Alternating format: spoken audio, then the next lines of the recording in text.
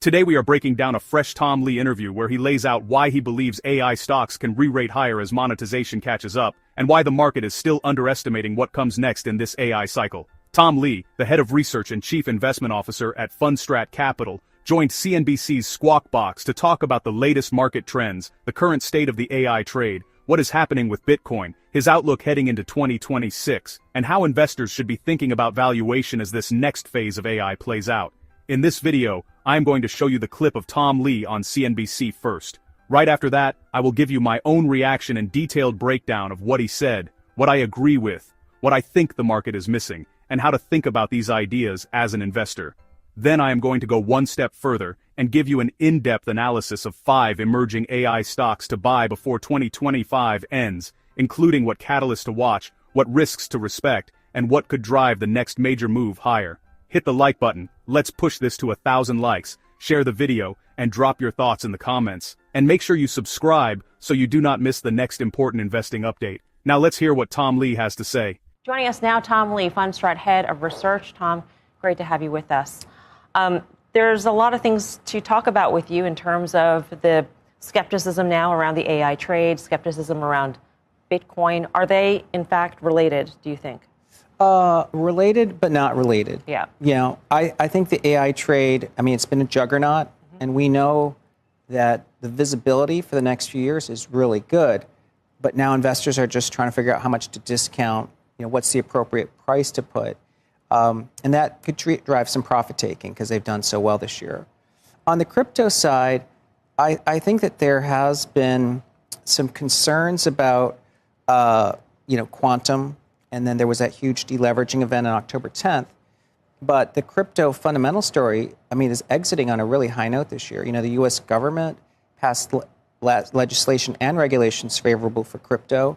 And we know Wall Street has expressed a lot of interest in building products on the blockchain. So it's almost like they both have great visibility, but the price levels are just what's being uncertain. I feel like what's common, though, with both of these stories, though, Tom, is investors questioning the growth, the trajectory of growth going forward for both of these stories. Not to say that things will contract, but maybe growth won't be as strong as we've seen. We've hit the peak sort of growth rates in terms of the story.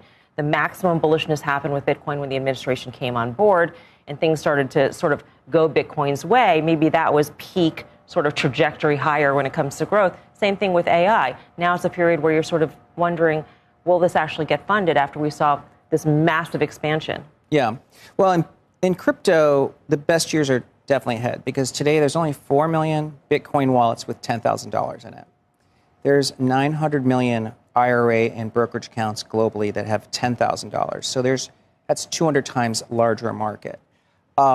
With regard to AI, I do think that the business models need to evolve. You know, you can't just charge $20 a month. I mean, really AI, agentic services, but the market ends up being huge because in the U.S., it's really making 130 million existing workers into super workers. I mean, that's a several $1 trillion market just in the U.S. alone. So I think there's still opportunities. When do you think that we're going to see the tipping point on that front? And I think arguably you're seeing it a little bit maybe on the margins right now.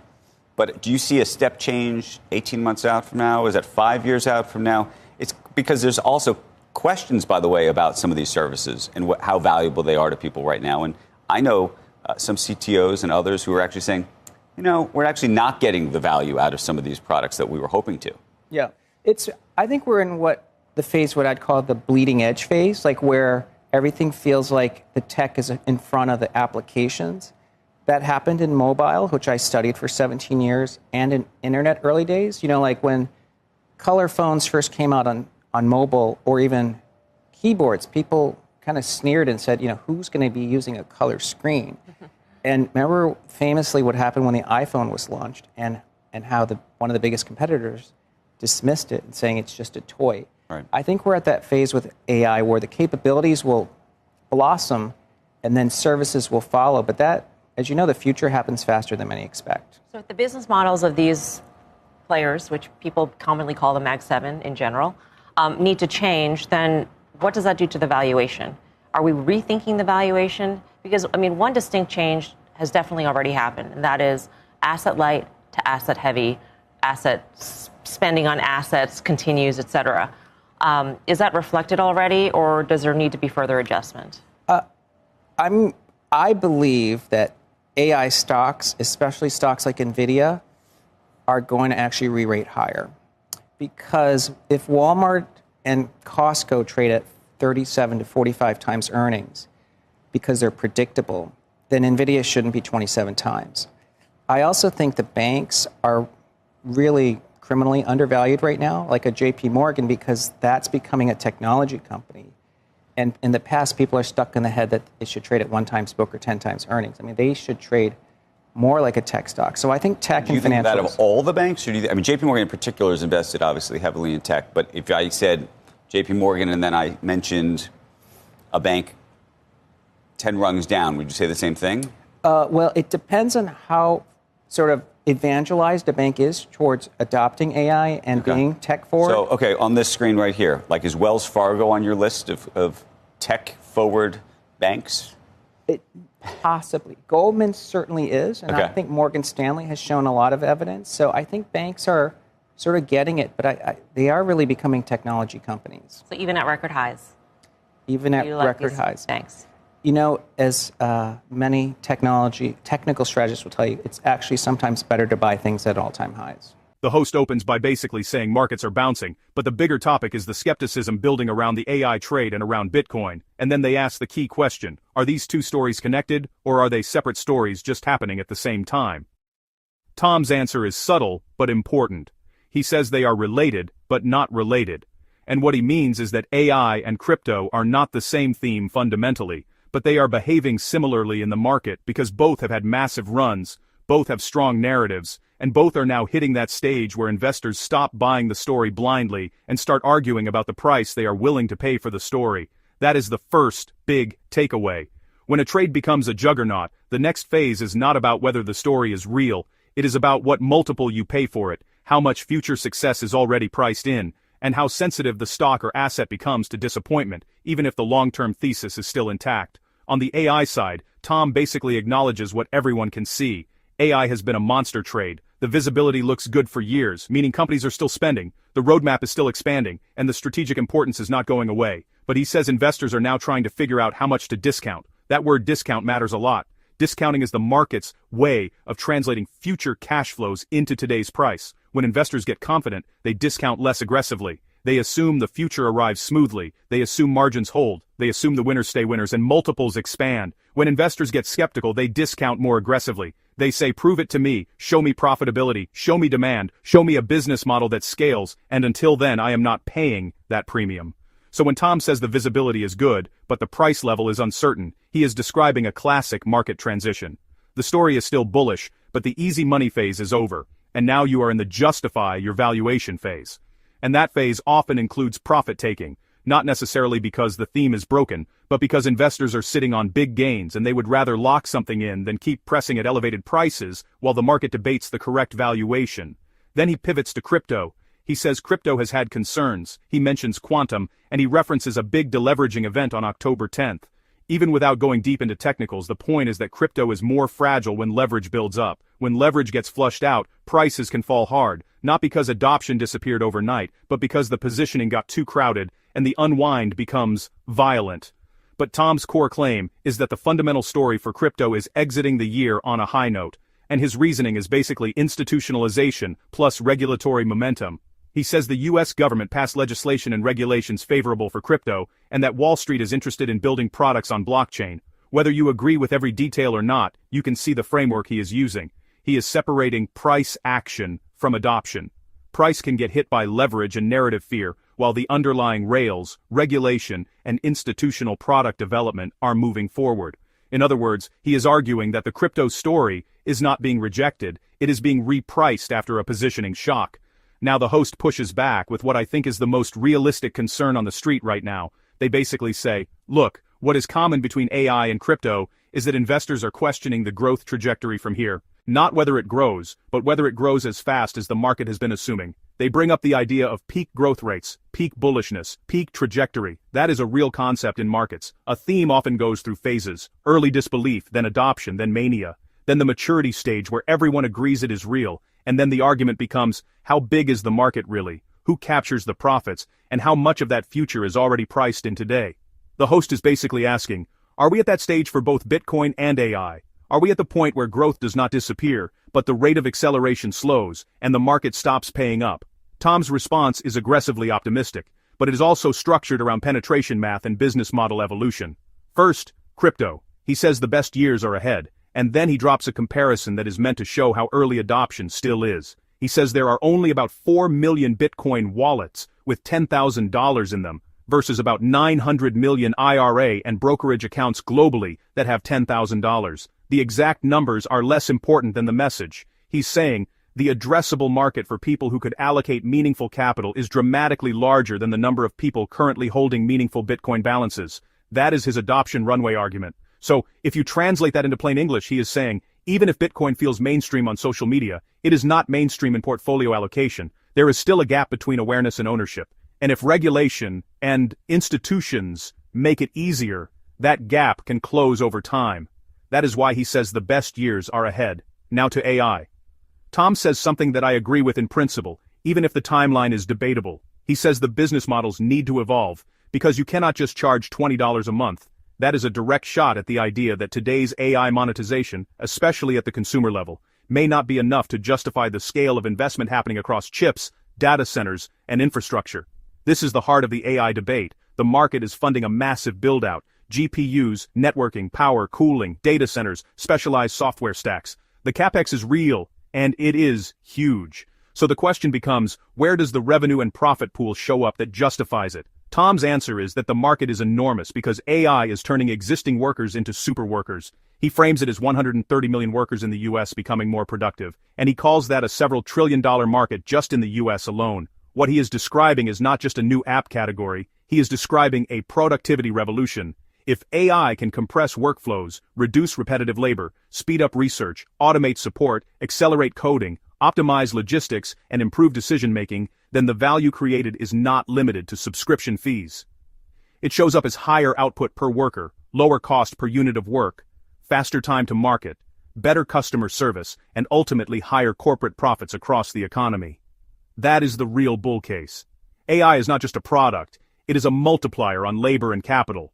But the host presses again and asks the most practical question. When do we see the tipping point? Is it 18 months, 5 years, further out?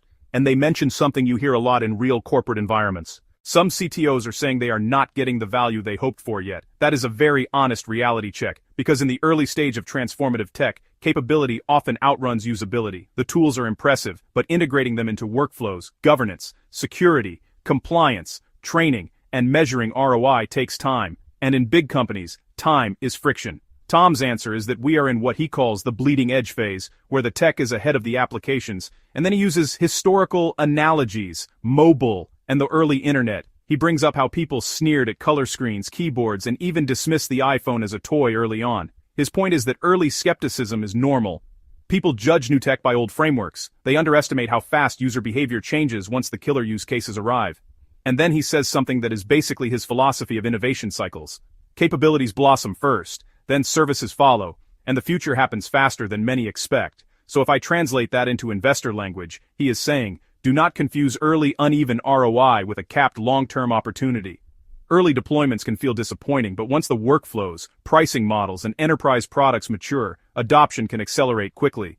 Now, the conversation shifts into valuation, and this is where Tom gets very specific and honestly a bit provocative. The host says, if business models need to change, what does that do to valuation? And they bring up something that has already been happening, the shift from asset light to asset heavy. In other words, big tech is spending like infrastructure companies now, massive capex. That has implications for free cash flow and margins, at least in the near term. Tom's response is basically, I think AI stocks re-rate higher, and he uses Nvidia as the example. He says, if Walmart and Costco trade at high earnings multiples because they are predictable, then Nvidia should not be at a lower multiple like 27 times. Whether you agree with that specific comparison or not, here is the underlying logic. He is arguing that predictability deserves a premium. If the demand for AI compute is durable and visible, and if Nvidia's role is structurally central to that demand, then Nvidia should trade more like a high-quality compounder with dependable growth, rather than a cyclical hardware company that the market constantly fears will peak. This is a key debate. Is Nvidia cyclical like past semiconductor cycles, or is it quasi-infrastructure for an AI era, with a longer runway and more stable demand than typical chip booms? Tom is clearly on the infrastructure side of that argument. Then he pivots to another call he has been making, and it is about banks. He says banks are criminally undervalued, and he specifically calls out JP Morgan. His claim is that JP Morgan is becoming a technology company, and that investors are stuck in old valuation anchors, like 1x book or 10x earnings, because they still mentally file banks under traditional finance rather than tech-enabled platforms. This is interesting because it touches on how markets label companies. Labels affect multiples. If the market thinks you're a bank, you get a bank multiple. If the market thinks you're a tech platform, you get a tech multiple. Tom is saying the reality is shifting faster than the labels, but the host challenges him, and I like that they do, because it forces the idea to be more precise. They say, okay, JP Morgan is clearly tech-heavy, but what about a bank 10 rungs down? Are they all tech companies now? Tom's answer is basically, it depends on how committed they are to adopting AI and being tech-forward, and then the host asks directly about Wells Fargo. Tom does not fully endorse Wells Fargo in the same way. He says Goldman certainly is, and Morgan Stanley has shown evidence, and he says banks are getting it. But the nuance matters. He is not saying every bank automatically deserves a tech multiple. He is saying the banks that truly operationalize technology and AI, meaning they use it to reduce costs, improve risk management, personalize customer experiences, and build scalable platforms, may deserve a re-rating over time. And then the interview ends with the host pointing out, even at record highs. And Tom says, even at record highs. So what is my takeaway from all of this, in a way that is actually useful for you watching this video? First, Tom is not backing away from either theme. He's acknowledging that the market is nervous, but he's framing the nervousness as valuation uncertainty, not thesis failure. That is a big difference. Thesis failure is when the future breaks. Valuation uncertainty is when the future is still coming, but people argue about how much of it is already priced in. Second, for AI, he is basically saying we are still early, but the market needs better monetization frameworks. That is why he emphasizes business model evolution. If the monetization catches up to the infrastructure build-out, then the winners can justify even higher valuations. If monetization lags, then the market can stay choppy, even while the technology keeps improving. Third, for crypto, he is arguing that adoption runway is still huge and that regulatory and institutional integration is a tailwind, even if price gets shaken by leverage events and fear narratives like quantum risk. In other words, he is separating short-term volatility from long-term adoption. Fourth, his valuation argument is very consistent with his overall style. He likes to find areas where the market's mental model is outdated. He thinks Nvidia is being valued too conservatively relative to its predictability. He thinks certain banks are being valued too conservatively because people still think like it is 2010, not 2026 and beyond. Now, here's the part I want you to really sit with. Even if Tom is right long-term, the short-term experience for investors can still be messy. When markets are debating discount rates, when multiples are compressing or expanding based on sentiment, and when the street is trying to price a new era in real time, you can get sharp pullbacks, sudden rallies, and periods where fundamentals improve, but the stock does nothing because expectations were already too high. So when you hear Tom say, visibility is great but pricing is uncertain, that is basically code for, the theme is intact, but the trade can still be volatile because the market is recalibrating what it is willing to pay. And to me, the cleanest way to summarize Tom Lee's interview is this. He believes AI and crypto are still in multi-year uptrends driven by structural adoption. He believes the current skepticism is not the end, it is the market doing its job of repricing risk and figuring out where the profit pools will land. And he believes certain parts of tech and finance are still mispriced because the market is underestimating how predictable and tech-enabled they are becoming. As always, this is not financial advice. This is an interpretation of what Tom is saying and how I think it connects to what we are seeing in markets right now. This video is brought to you by Value Stocks Investing Master Course. If you're looking to grow your wealth by investing in solid, undervalued stocks but not sure where to start, I created the Value Stocks Investing Master Course to teach you how to identify great companies, make smart investment decisions, and build a portfolio that lasts. Click the link in the description and pinned comments to get the course today and take control of your financial future. Now, let's break down the 5 companies at the forefront of the AI revolution, hidden gems you probably haven't heard about. First up is Calix, ticker CALX, a company quietly building the backbone of our AI-powered world. For AI and smart devices to work, you need fast, reliable, and intelligent internet connectivity. That's where Calix excels. Calix empowers regional broadband providers with a cloud-based platform, enabling them to deliver next-gen smart home services and manage networks efficiently. This is the classic picks and shovels play. While others chase flashy AI apps, Calix provides the essential infrastructure. Their platform is sticky. Once a provider adopts Calix, they're deeply integrated, creating recurring revenue and a strong moat. With the push for nationwide high-speed fiber, Calix is perfectly positioned to capture a huge market as more homes and businesses connect. They're not just a hardware company, they use AI in their software to predict network issues and personalize services. Their Revenue Edge and Intelligent Access Edge platforms let even small providers compete with national giants. The demand for smart home and broadband services is surging, and Calix is riding this wave. As AI applications become more data-intensive, robust networks, like those Calix builds, become even more critical. KLX offers growth and stability, enabling major tech trends without being tied to consumer hype cycles. Their cloud-native platform is more agile than legacy competitors, letting them innovate faster and serve customers better. For broadband providers, Calix is a partner that keeps them on the cutting edge. While others focus on AI models, Calix is the digital age's essential plumber. The stock's volatility can offer attractive entry points for long-term investors. This isn't a get-rich-quick play, it's a strategic investment in the infrastructure powering our connected future. Calix is selling access to the future, not just technology. Their competitive advantage is clear: a scalable, cloud-native platform and loyal customer base. As every home becomes a smart home, Calix's role only grows. They're the foundation of the AI revolution. Calix has a market cap of $3.58 billion. The company posted earnings per share of negative 0.12, generated $831.5 million in revenue in 2024, and reported a net loss of $29.74 million.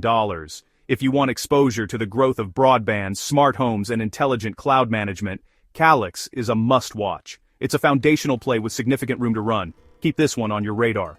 Next, let's talk about protecting this infrastructure. The more connected we get, the more critical cybersecurity becomes. That's where our next company comes in. Our second stock is Qualys, ticker QLYS, a leader in cloud-based cybersecurity. As AI and data power more of our world, cybersecurity is the single biggest risk. Qualys helps businesses see everything on their network, spot vulnerabilities, and fix them before hackers strike. Their cloud-native platform deploys instantly, scales globally, and gives a unified view of security across all devices. The SaaS model means recurring revenue, high margins, and customer loyalty. Qualys has mastered this. They use AI and machine learning to analyze trillions of data points, detect threats, and automate patching. In a world of constant data breaches, demand for their services is insatiable. Boards and CEOs know cybersecurity isn't optional, it's existential. Qualys offers a comprehensive suite: vulnerability management, threat protection, compliance, and web security. Their land and expand strategy means customers start with one solution and add more over time. Financially, Qualys is a fortress: strong profitability, cash flow, and a pristine balance sheet. Their unified cloud-based approach gives them an edge over competitors with patchwork solutions. As AI models become more complex, securing them is a top priority. Qualys is already there. Cybersecurity spending is non-discretionary. Companies can't afford to cut it, even in tough times. Qualys is resilient and positioned for long-term growth. Qualys comes in with a market cap of $5.23 billion. It is profitable, with a price-to-earnings ratio of 28.08 and earnings per share of 5.16. In 2024, Qualys delivered $607.57 million in revenue and brought in $173.68 million in net income. Investing in Qualys is a direct bet on the digital economy's growth and its biggest risk. It's the shield for your AI portfolio. In today's world, a good shield is priceless. Next, let's look at the engine that powers AI: data. Without clean, structured data, AI can't function. That's where our third company comes in. If you want to invest in the core of the AI supply chain, pay attention. The data revolution is just getting started. Let's dive in. Meet Innodata. Here's why it matters. Our third stock is Innodata, ticker INOD, a specialist in data engineering and AI-driven information management. AI is only as good as the data it's trained on, and Innodata refines the fuel for the AI engine. They transform messy, unstructured data into clean, labeled datasets, essential for training AI models. With decades of experience, Innodata has deep expertise in complex domains like finance, law, and healthcare. Their twofold strategy: provide data annotation services and build AI-powered platforms to automate data processing. Their Agility and Synodex platforms extract and digitize information from complex documents, turning it into structured data for AI.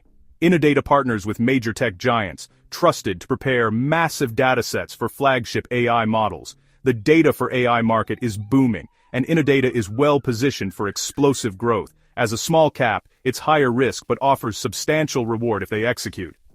The key transformation, shifting from services to recurring revenue through proprietary AI platforms, which should boost margins.